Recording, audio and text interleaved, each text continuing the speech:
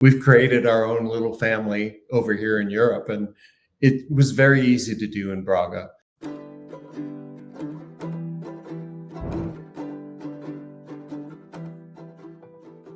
Portugal is not a massive country, at least if you're thinking in, American proportions or Canadian proportions. So you can probably base yourself in one area, but still take advantage of, slightly warmer weather in the south or the beaches or whatever it may be. Have you found, not only exploring around Portugal, have you made use of the country as a base for exploring more of Europe beyond the borders of Portugal? Mhm. Absolutely. I'll let you go. Yeah, indeed.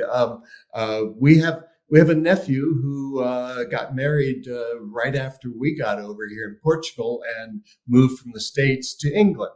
With his wife is from Ireland, and she was working in England, and they met during grad school. And here it is, 5 years later, they finally got married. And he's raising his first child in northern. Him and his wife. Yeah, it's true. In England. So of course we popped over when we finally could after the COVID restrictions to not only meet his wife but also meet their brand new little baby boy. Yeah. So we are great uncles now, which is wonderful. They live up in Lincolnshire, and then we've done traveling up to Galicia, Santiago de Compostela, and A Coruña.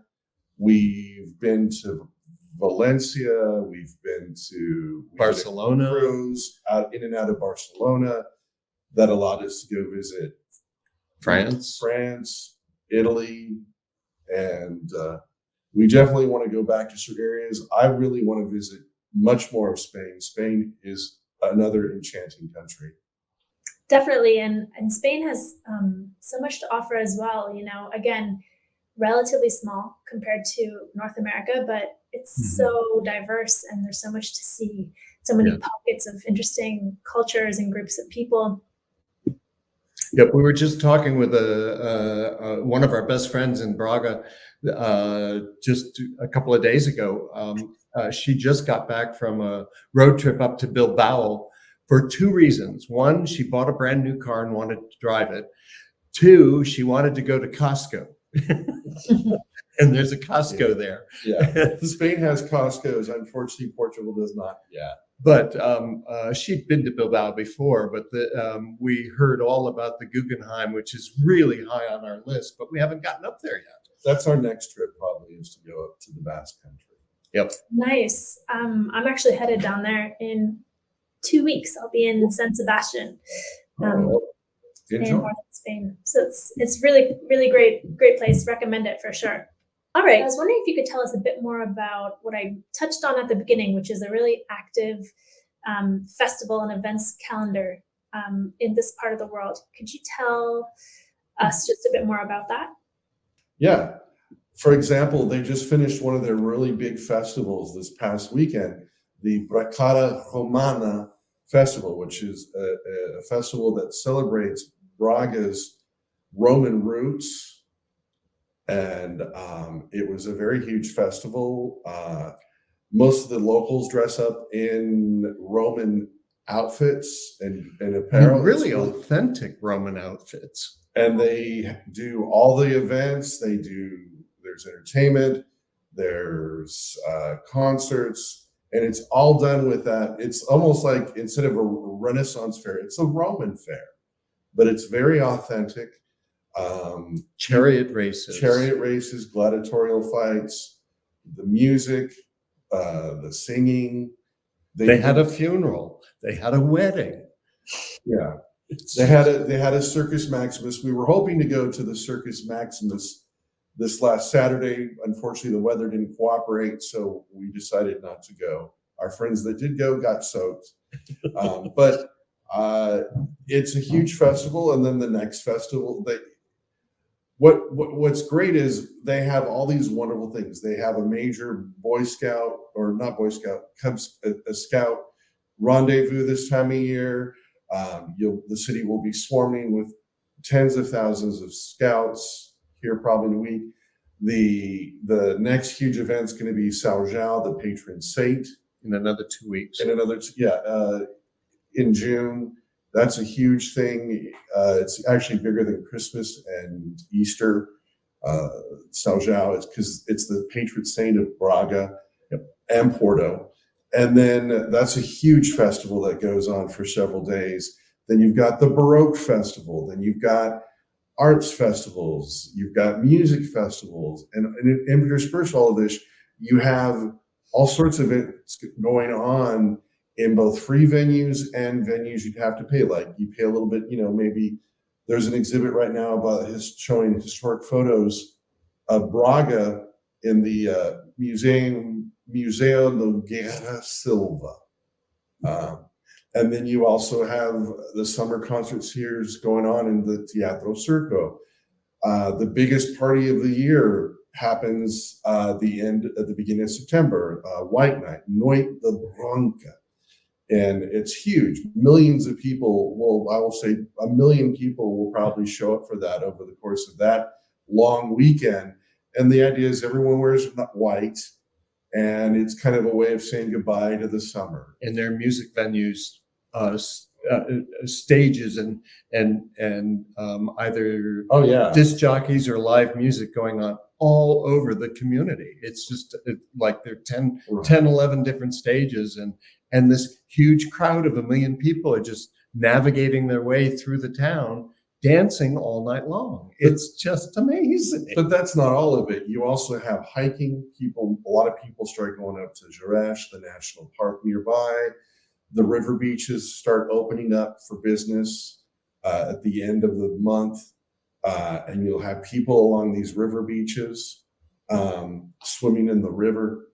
And it's just fantastic. And they have just really cool stuff. Yeah, there's a real liveliness to the community. I think the thing that we liked about Braga the most is that it's not as large a community. It's the third largest in the country. It's a little bit less than 200,000 people. So I guess our description of laid back is it's a little bit more comfortable, very family focused. University, it has the liveliness of the University of Minho. All kinds of high tech startups are going on up in that area. So it has the vitality of new businesses and business happening in the community, and of course the tourism. But it's got this rich sense of history that is kind of laid back. The community embraces its history very casually and comfortably, and very, very friendly, exceptionally friendly about it. And also there's the culture of all of the outdoor terrace dining, and so it's a fun community. That was actually going to be my next question. So how have you felt? Have you felt welcomed joining in on the festivities or the party, so to speak? Do you feel, has it been easy to integrate or settle into the community? Yes, I think so. If I may, dear. Yeah. Yes. Being a gay couple, we have found in Portugal, even in Braga, which is a very deeply religious city, it's kind of the religious heartbeat of Portugal. It has more churches than any other place in Portugal. Being an openly gay couple is a non-issue for us. And that's always been our approach to it. Shouldn't be any issue at all. As far as the friendliness, absolutely. People welcome us. They ask us where we're from. And when they found out that we were living there, they would tell us about things. Oh, you've got to try this restaurant. Oh, have you been to this place yet? Or have you been to this place yet? So full of information, open and affirming. We did plug into the expat community there, but we didn't want that to be our only outlet. We really wanted to also get involved with the local community, and we've made some wonderful friends there that are native Brazilian and or Portuguese that we still keep in touch with today. Yeah. It's sort of like we've created our own little family over here in Europe, and it was very easy to do in Braga. I mean, everything from food servers to people in the checkout lanes to, I mean, there was a little lady on the bus one day who tapped me on the shoulder and said, "Do you know that your T-shirt is on inside out?" And I mean, people are just very comfortable about just embracing you as what you are. And she said, "I just didn't want you to be," all in Portuguese, "I didn't want you to be embarrassed." And I thanked her. Aw, that's sweet. So, what has been the best way to meet people then? You just strike up a conversation. Um, The anywhere you first thing that we started doing was we rode every one of the buses in the bus system for the entire route. And almost always when you're waiting for a bus or getting on a bus or something, somebody's going to hear us talking in English, and they periodically would ask us about ourselves. And so first got the lay of the land by figuring out where every bus went, and so we rode it all the way to the end and back. And then it was people in the pharmacy started striking up conversations with us, and then people at the food checkout lanes started striking up conversations with us, and it was very easily done. That's great. Yeah. Not everyone has the same feedback, when they move to a new place. So it's nice that it's also I think it's part of the mindset of Braga is because of all of the festivals, they're accustomed to having visitors coming from all over, whether or not it's just Portugal or from other parts of the country or other countries. And so it's very, "Oh, you're new here? We want to tell you about this. Have you checked out the archaeological museum? Have you checked out this restaurant? Have you seen a show at the Teatro Circo? Did you know that they have foreign films every Wednesday night?" That kind of thing. And everybody just kept giving us more and more information. Nice. Well, I can tell you, London, if someone approaches you on the bus, you should probably hop off at the next stop. So it's nice that they have this sort of neighborly feeling or welcoming atmosphere. The question that we always ask is whether you need a car in a place like this. Do you find that you need one, living in the general area? I think if you live in the actual city of Braga, you do not need a car. Public transportation is just fine, and everything is very walkable, easy to get to by bus or walking or taking a bicycle. I mean, you see students zipping around all the time on those Bolt scooters or Uber scooters. Those little scooters. If you're feeling adventurous. Some of the more remote areas you can get to by bus as well, or if you want to do a rideshare app. But really, we found that people who move outside of the city tend to buy a car because they just want to be able to get around a little bit more conveniently, but it's not necessarily a requirement. Yeah. And, we lived there for 2 years. Over 2 years without a car. Right.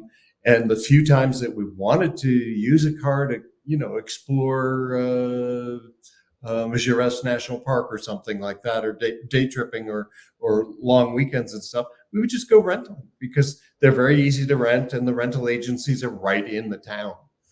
It's not like you have to go all the way down to Porto to the airport to rent a car. So it was quite easy without a car. And it can be pretty affordable too, like depending on the season. I've had some luck in Madeira actually renting a car for, I don't know, 15 euros a day or something like that. It's not a massive expense for the odd times you might want a car. Yeah, exactly. Very, very reasonable. 20 euros is about the max. 20 to 25 euros is the max we've ever paid per day for a car rental. And what about, we were speaking a bit about integrating, meeting new people. How has your experience been with Portuguese? You want to take this one, or I can take it? I'll get started on it. Both of us, everybody sort of giggles, and the challenge was with learning the language is that most Portuguese, especially the young Portuguese, are so fluent in English. if we're struggling with our Portuguese, they're not going to let us keep struggling. They're going to switch over to English. And there are lots of supports for learning the language. The Immigration Service provides free language classes, 150 hours of language classes to secure your A2 certificate, which is what is required for the basic level of proficiency in Portuguese to get citizenship after 5 years of residency. And so both of us got that. But Jeff was also decided that he really enjoys the classroom experience. He continued on with the B1, B2, which was 75 hours. 175 hours. And that also is provided by Immigration Services for free. And if I can lead in with that, I just finished the 175 hours. We took our final exam last night with my colleagues. We are going to have 4 more classes the second half of June. We're taking a break right now for student exams. But Portuguese language can be very challenging. What I will say is there's a lot of new sounds, a lot of new nuances that just we aren't aware of. It's a real learning experience. But I would say try. Oh, yeah. If you try to learn the language, the Portuguese will bend over backwards to meet you and to help you learn Portuguese. I always recommend learning a functional level of the language. You don't have to become an expert, but if you can know a functional beginner level of Portuguese, that is extraordinarily helpful. Yeah.